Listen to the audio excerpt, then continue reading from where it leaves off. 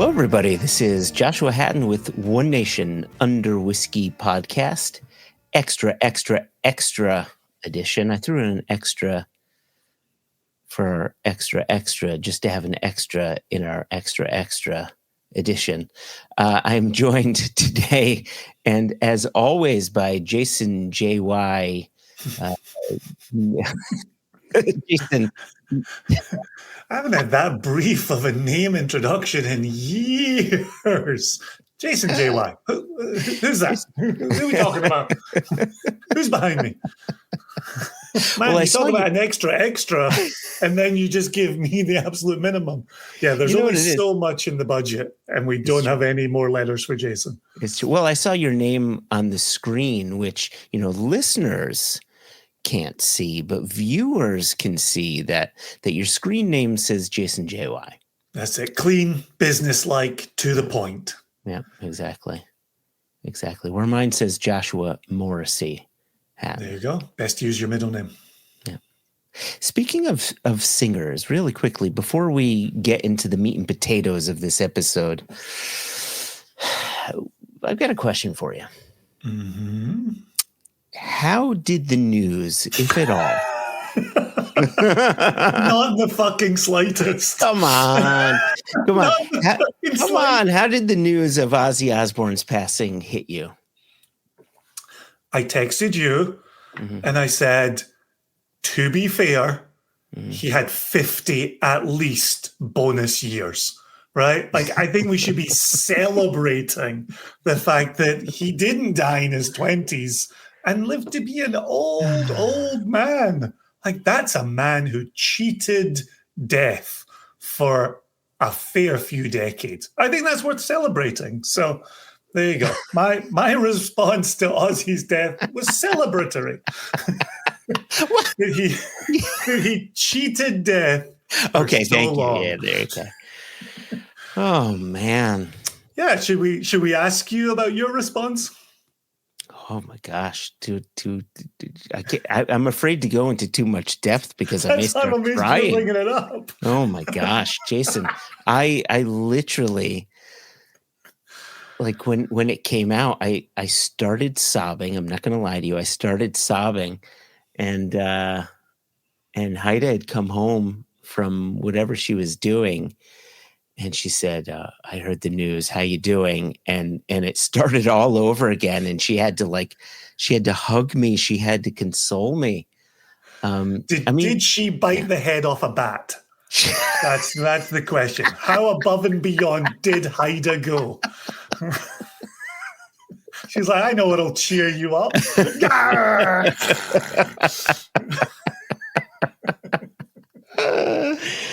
The God's honest truth is that for my 5th birthday, I think I may have mentioned this. I know you know this story. I don't remember if I've mentioned this on the podcast.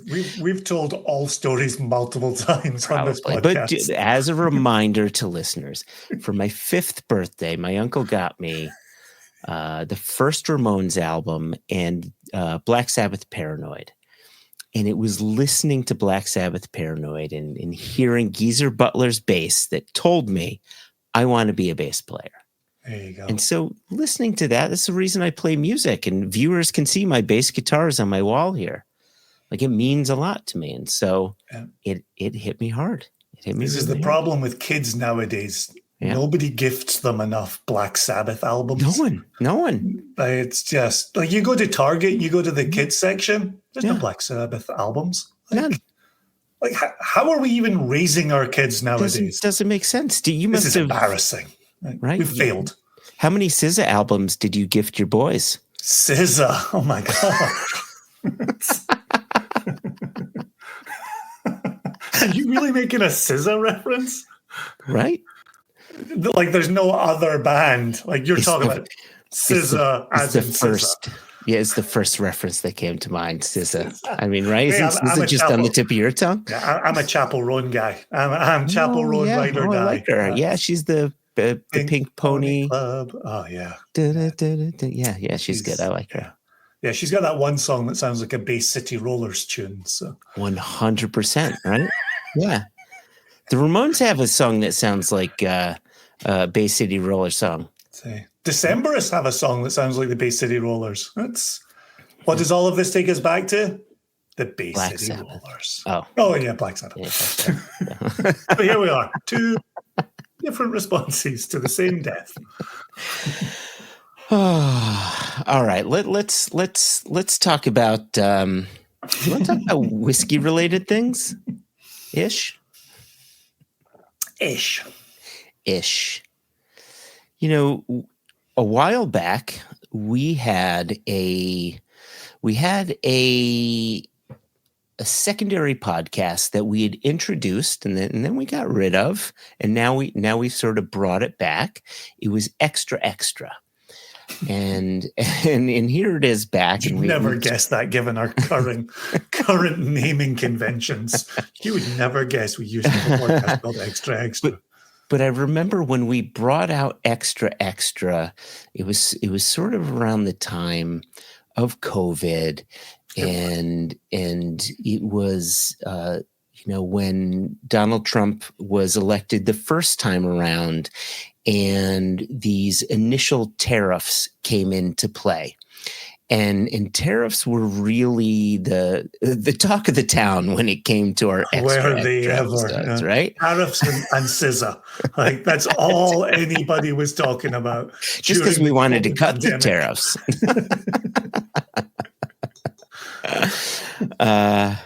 Yeah, and right, and it seemed as if we couldn't escape them, and lo and behold. But I remember us discussing at one time the tariffs regard just the one time. I seem to remember us discussing the Indian tariffs on Scotch whiskey, which were 150%. Yeah. The part for me was, we were hearing from the SWA, the Scotch Whisky Association, was talking India more and more. And for the better part of a decade and a half, maybe 2 decades at this point, we've been talking about the rise of the BRIC countries, BRIC, Brazil, Russia, India, China. And as we've said on this podcast many, many times, Russia has been doing the hokey cokey. It's in, it's out, it's in, it's out. It's shaking it all about. Brazil, we've talked about, increased exports to Brazil. Brazil seems to have been growing. China, was doing extremely well for the industry, and then overnight went away. And talk to anybody right now about their China numbers, and they're not good. Down, yeah. Which left India. But India was sitting with 150% tariffs. And so the thought of getting anything beyond about a 30 quid bottle of Johnny Walker Red into India seemed like a Herculean proposal. But we kept hearing the Scotch Whisky Association talking around India, right? If we could enter negotiations, if we could bring down that number, if we could gain access to that country, the opportunities would be vast. And we had said to each other, watch India, watch SWA, watch the British and Indian governments. They desperately want something to work out here. Cut to second Donald Trump term in America. Cut to the return of American tariffs on, 200 countries around the world. Everybody knows 200 is the number. Tariffs on penguins, right? Right. Those penguins, they're not going to get a free ride anymore. So we went back to American tariffs and Trump tariffs. And then we went back around the doors. Okay, how does this affect growth? How does this affect exports? What does this mean for the Scotch whiskey industry? And now, in the last week or so, boom, we've got word around India. So you were saying a second ago that the halving of them, 150% tariffs down to 75% tariffs. It was, and that was an effort that had been going on for quite some time, right? Yeah. Like that was the aim. Let's get it from 150 down to 75, which is still incredibly high, but it's insane, half, right? Yeah. And then did you see the 10-year plan? So the 10-year plan is, yes, to bring it from 75 down to 40. Indeed. And so, on one hand, I look at it like, okay, it's a success. It's not 150, it's 75. You're going to work towards 40. I worry that it somewhat makes a mockery of us complaining about the 10% Trump tariffs on Scotch, right? Where, we're recording this July 29th, dropping it July 30. Trump was in Scotland meeting with Keir Starmer at Turnberry on July 28th. And the talk there was both the British government and the Scottish government wanting to remove tariffs on Scotch. And this idea that Trump was like, oh, I didn't know Scotch was included in the tariffs. Like, who, me? I love Scotland. I love the Scottish people. Famously not a drinker of alcohol. So, and so that's my, concern, small c, worry, small w, is that while we're telling Trump that these 10% tariffs are onerous on Scotch, we're over in another realm celebrating bringing Indian tariffs down to 75. Yeah. Any reduction in tariff is a celebration. It's a help, right? There's no doubt about it. And having a long-term goal to bring the tariffs down further is also a help. I think that should be celebrated. I do agree with you that it does make our argument regarding the 10%, almost as if we're, crying when we shouldn't be. But 10% is more than you think it is.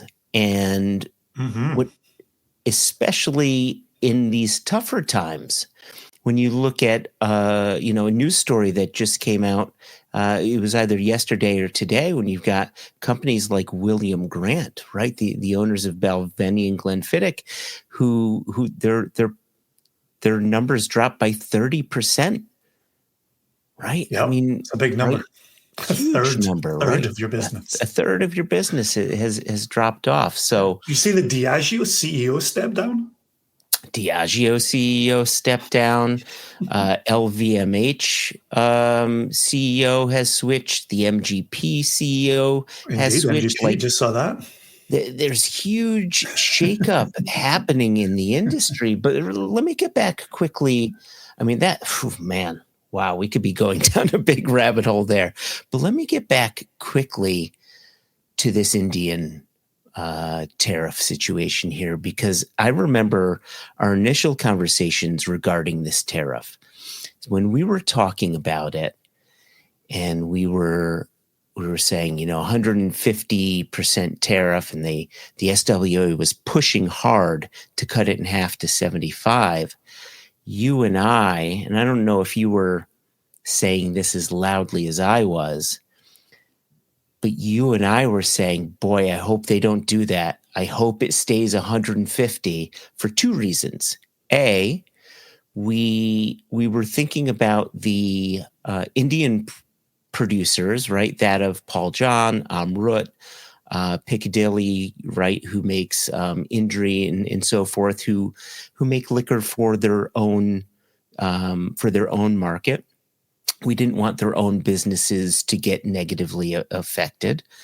And two, it was during a time when sourcing liquid was increasingly difficult, right? When you led with the supporting the Indian producers, I was like, Yeah. I don't know if that sounds like us. Now you've got to the selfish reason. I'm like, oh yeah, 100% remember reason number 2. 100% yes. Yeah, I wanted to start with selfless and then end with selfish. Yeah, I have no recollection of number 1. I absolutely remember number 2. Yeah, and now make it harder for us, right? And I was, oh God, if they drop that down to 75, we won't have any liquid available to us. So I would say this: a lot has changed in the last 5 years. Right?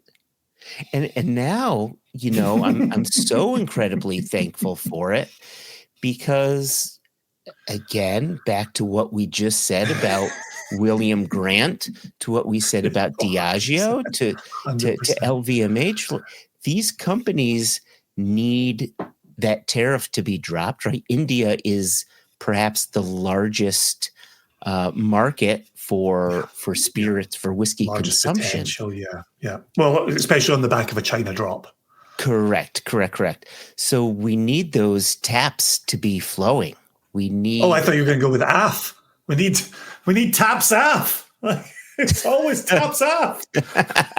What's the temperature? Taps AF. Taps AF. Okay, but you're saying taps on. Taps on, right? Yeah, we need a place to put this liquid. We need distilleries to have a reason to keep those stills running. We need these distilleries to have a reason to keep employees employed, and so on. And India is now giving them a reason to do that, and has a long-term plan to keep that going. Yeah. I don't have the numbers in front of me. I think I read this deal could be worth $4.5 billion dollars to the British economy. That's a big chunk of change, and it's my mind always goes back to Anthony Wills at Kilchoman saying, let the big brands, let the big producers go into India, let them crack that nut, let them get boots on the ground and start talking about Scotch whisky and the Scotch whisky industry, and then allow us smaller producers to go in behind that and have our chance to tell our stories. And I sometimes think back to America, and I think about the larger brands that we saw born in America, or maybe born by America. And I think about, the Macallan coming over here and really hitting the ground running, right? Yeah. The Dalmore coming over here and really creating a market for itself. I think of anywhere I go, I don't know if I hear more people speaking more effusively about Dalmore than in America. And so on the back of that, right, that opened big doors.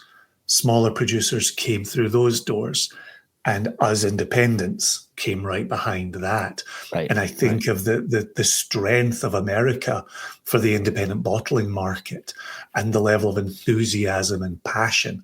And so, in thinking about, and to me, that's been since about the 1980s, certainly 1990s in America, that really championing and growing and building to where we now sit in 2025. That's the road ahead in India now.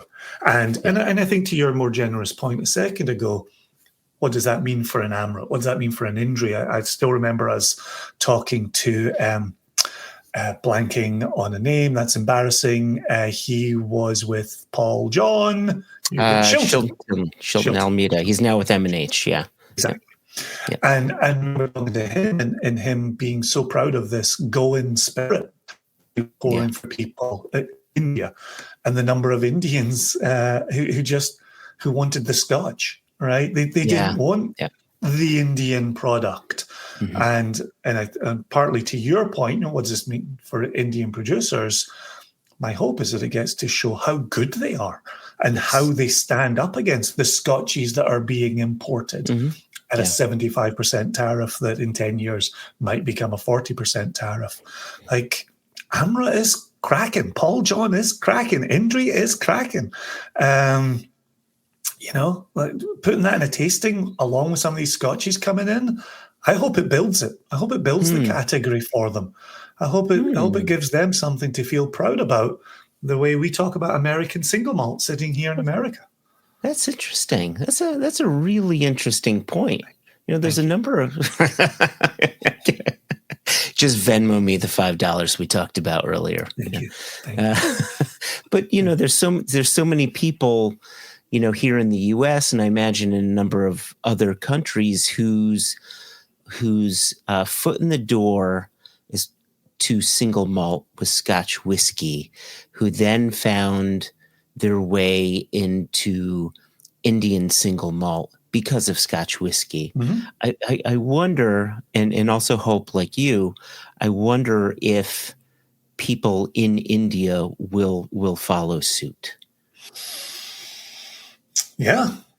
Well, and I think about the work that Raj Sabharwal did in America to push Amrut, the work that Jonathan Bray did in Canada to push Amrut, right? And then, obviously for anyone paid attention over the last 2 decades, Amrut Fusion being the number 3 whiskey in the world and the whiskey Bible of a certain year from Jim Murray, right? That landed it incredibly well. So the reputation for American single malt did I say? You said American single malt. I thought I did. Yeah, I thought I did. Yeah. The reputation for Indian single malt outside of India, obviously we're sitting here in America, is huge and has had such a successful run. It's always sad when someone says, "No, I'll take the Johnny Red over this Paul John that you're offering me." Amazing. Because it's Johnny, right? It's Johnny Walker. It's a known brand. It's on billboards. Yeah. Yeah. And to your point too, Indri was Whiskey of the Year with their Diwali release. I think it was last year. It might have been 2 years in a row. Listeners, viewers, please correct me if I'm wrong. So you've got Amrut with huge awards with that number 3 Whiskey of the Year. And then you've got Indri with their Diwali release with Whiskey of the Year. Yeah. So cracking liquid. Yeah. So there you go. So there is hope. There's hope for the Scotch whiskey industry writ large that we can go ahead. This conversation makes me think of something else I saw, and this is a little bit older. I saw this in VinePair, April or May, maybe. In here we're sitting the end of July, but it's kind of sown a seed in the back of my head. All right. Sowing the seeds of love. Mm-hmm. Sowing the seeds of love. Sowing the seeds of whiskey. So the question is, what is the best age at which to release whiskey? And the article, because it's an article on the internet, has an answer.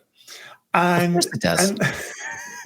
And then they speak to various industry people, one of whom shares the same number, and everybody else has a different answer.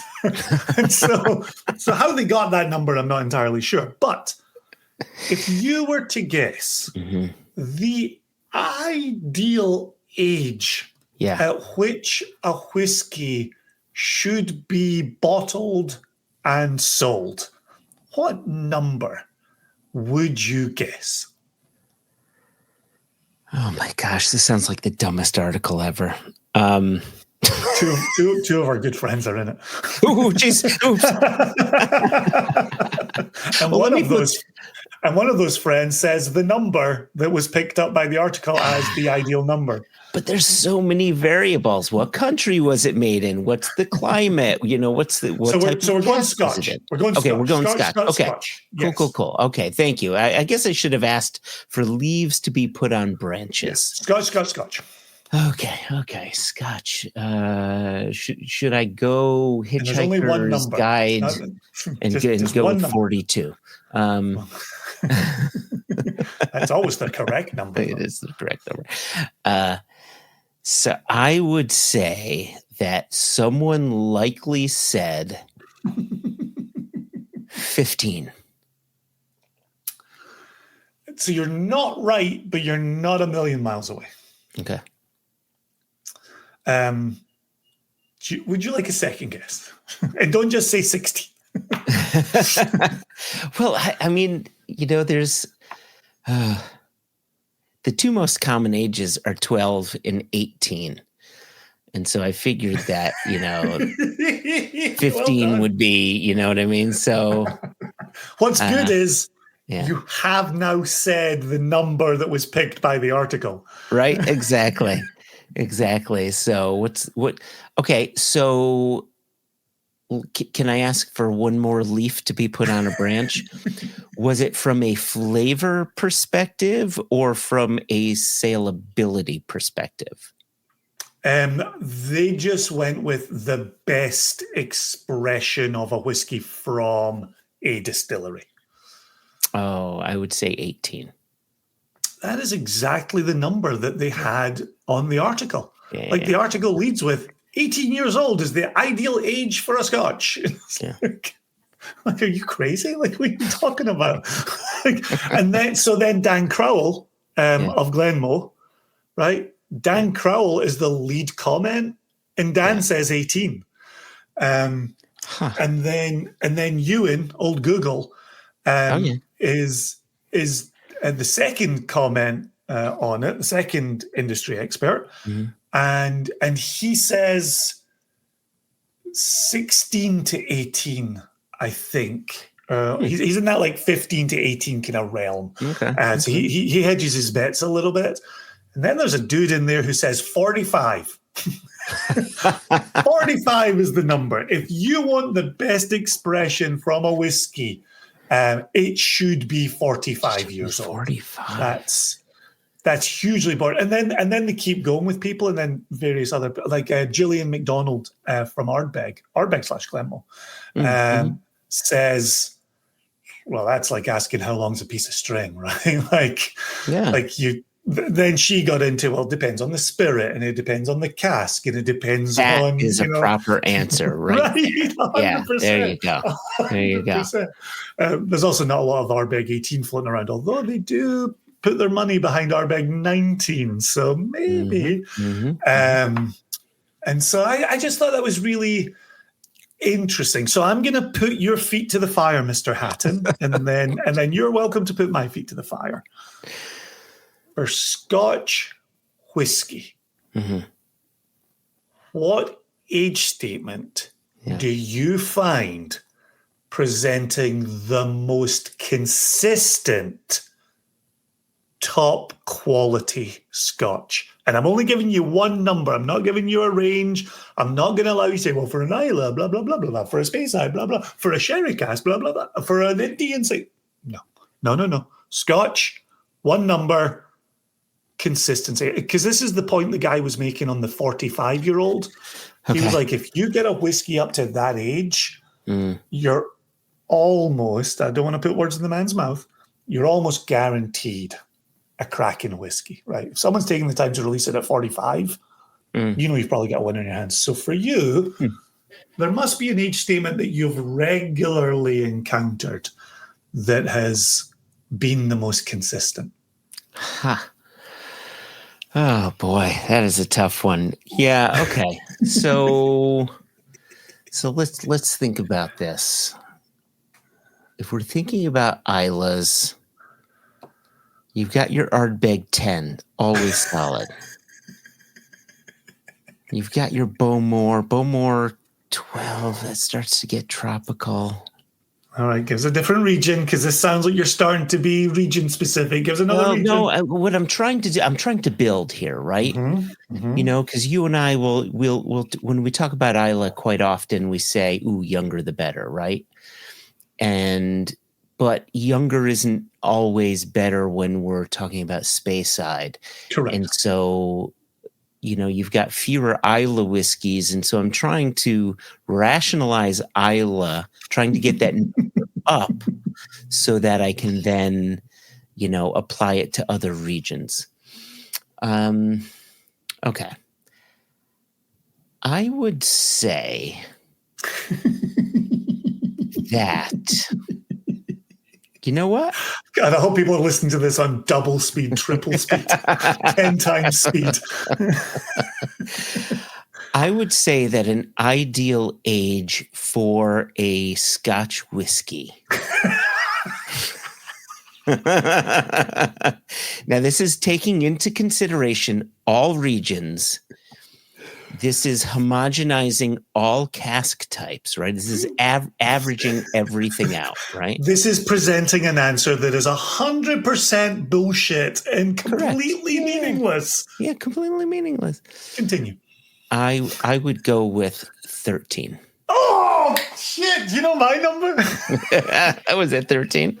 14. 14. All right. Yeah, I was thinking about cask lists. I was thinking about, okay, here we are in 25, planning for 2026, looking at 2011s, 2012s, right? And I think there's a consistency to what we're seeing there. And then thinking historically, right? Like,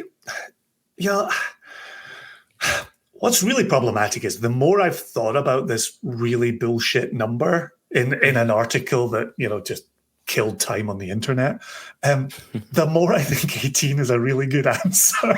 Good answer. A good answer.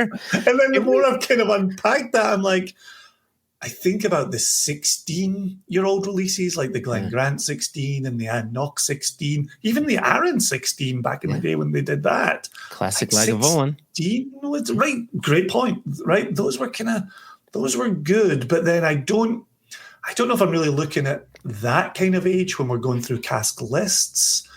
Maybe quite as much, but 14 really came up to me, and I'm thinking about what we've been putting into retail a lot recently. There's a lot of 14-year-olds rolling around. There's a number of 17s as well, though. Right? We've got a Bow Blair coming out here in the U.S., a Manic Moore. And that's where I was starting to think, oh, shit, 18 is a good answer. But I can't say 17 because I made fun of them for saying 18. So, the 13, obviously, Craig Ellicky is the age on that one. Like, that's part of why I said 13, is that Craig Ellicky is just so good. Absolutely. We've also had good 13-year-old casks floating around as well, right? I think we just did a Black Spoke Bridge, unnamed Speyside distillery. That at 13. So that's why I in my own head, before you said your number, I had settled on 14. So the fact you came out with 13. So that to me is the point of articles like that, right? It's to have a laugh, it's to have a chat. Yeah. Hell, we get to talk whiskey, right? And we're so busy talking about, the industry and markets and tariffs and, everything else that goes with the current lay of the land. Let's talk whiskey. So that was fun. I laughed a lot. Yeah. I think that was a success. I think we needed that. I think we needed that a lot. I really hope too, when you let off with that question, and I said, man, that sounds like a stupid question or a stupid article. I hope I hope I didn't offend the author. I guess I should have led with, can you give me more information on that? Because if the question was, what's the best age for a whiskey without, is it Scotch? Is it American? Is it Indian? Is it, right? Yeah. I guess I was stupid in just leading with that without digging deeper. Right, which I think is the big thing we've been overcoming now for 2 decades is an Indian whiskey doesn't need to be 18 to be considered the best. An American single malt doesn't have to be 18 to be considered the best, right? Yeah. A Finnish, a Swedish, a Danish, right? Yeah. Age statements, don't carry the water that we always used to believe they did. Mm-hmm. And so to come back around to a question about an age statement is to kind of acknowledge the inherent meaningless of the question, but then unpacking it sufficiently to say, however, there are ways we think about things. There are ways we communicate things. There is fun to be had here. So, I think we did I had fun. I hope the listeners and the viewers had fun. I hope you had fun, but I certainly had fun. Yeah. It's funny. I do think about when I look at bottles, what are the numbers that excite me? When I see something below 8, I get excited. If I see something 18 and above, I get excited, right? These are really? Yeah, I do, personally. Yeah. Interesting. Yeah, no, for me, it was putting out our Glenmurray 7-year-old and having the number of people who said, you never see 7 on a label. Never. Even an independent would pick a 6 or an 8. They wouldn't pick a 7. Yeah. Or, Kilchoman at 4. Don't see a lot of scotches with a 4 on the label. Yeah. So, yeah, I'd like to see a few more of those kind of esoteric, squiggly lines on the front of a label. That'd be fun.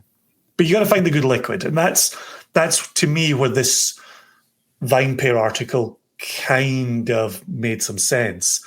Is you might find, to use one of your fun words, a banger at 5 years old. Right? Might have a cracking cask at 5 years old. You won't necessarily have consistency in casks that are 5 years old. Correct. Right? Get up to 13, get up to 14, you might find a little more consistency, broadly speaking, generally speaking. So, I think that speaks to why you would put out a 4-year-old or a 5 or a 6 or a 7, because you found something really special. You're going a different direction. Or, to your larger point, it's from a different region. It's from a different part of the world. Yeah. It was matured differently, different conditions. So that to me is the leaves on the branches that continue to make this an interesting endeavor. Oh, I really like that point that you just made, that when you see a whiskey at a really young age, that 4, that 5, that 7, whatever it is, it was bottled because it was really interesting, because especially in Scotch whiskey, it's fewer and further between that it is remarkable at that age. Right. Yeah, I like that. Yeah. I like that a lot. Yeah. Yeah. There you go. All right. At this point, I'm appreciating that. It's also making me think of our Balcones 4-year-old. Yeah. All right. Okay. Yeah. Distilled in 2020. So, Yeah, that's a good 4-year-old whiskey there. Yeah. Okay. We got some tasting to do. All right. So, listeners, viewers, firstly, thank you so much for listening, for watching. If you've got any questions, or maybe you've got an article you want to send our way for one of our extra episodes, as you know, we do these extra episodes every other week, but we actually swap them out. The next extra episode is going to be Single Cask Nation news focused, right? So we'll be talking about some Single Cask Nation news coming up. But if you do have an article that you want to send our way, please go ahead and do that. info@singlecasknation.com. And again, if you're a viewer, you can always, and if you haven't already, you can subscribe to our YouTube channel. If you're a listener and you haven't been viewing us, please come to YouTube, look at our faces, subscribe to our YouTube channel, click the little bell below so you'll be reminded of our videos. Am I forgetting anything, Jason?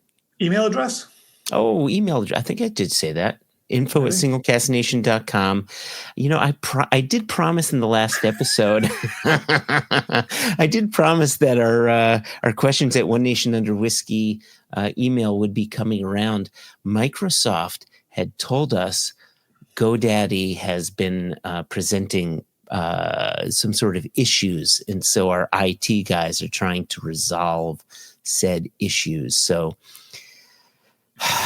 we're still struggling, dear listeners and viewers, but we will get there eventually. Where there is a will, there is a way. If you dream it, if you will it, it is no dream, right? Be the change you want to see in the world, Joshua. There you go. I love it. There you go. All right. There we go. Nothing left to say. We've said all the words. All right. Cheers, listeners, viewers.